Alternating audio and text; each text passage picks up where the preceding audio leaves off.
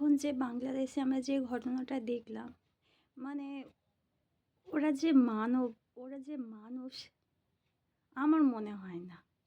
আর কোনো ধর্মগ্রন্থে এইটা লেখা নেই কোনো মানুষকে অমানবিকভাবে হত্যা করতে।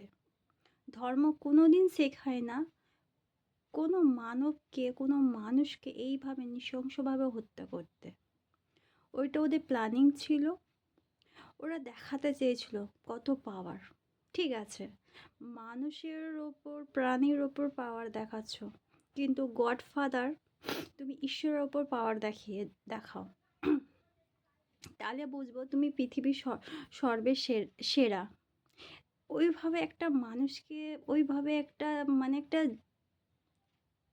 ধর্মের ট্যাগ লাগানো আছে বলে আহ, সেই হিসেবে বিবেচনা করে যে হত্যা করেছে।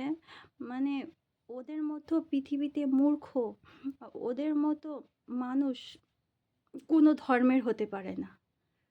ওরা মানুষের কোনো পর্যায়ে পড়ে না। আর ওরা যে ধর্মকে রক্ষা করছে আমার তো একদমই মনে হয় না, কারণ ধর্ম খুব সুন্দর, ধর্মগ্রন্থে লেখা খুবই সুন্দর।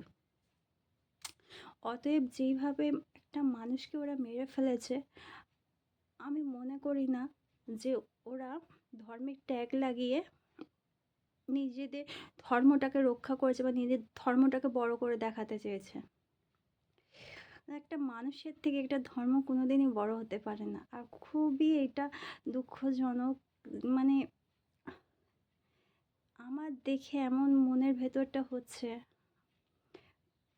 ওরা কি করে পারলো? আর ওরা কোনো ধর্মের মধ্যে পড়ে না, ধর্ম খুব সুন্দর।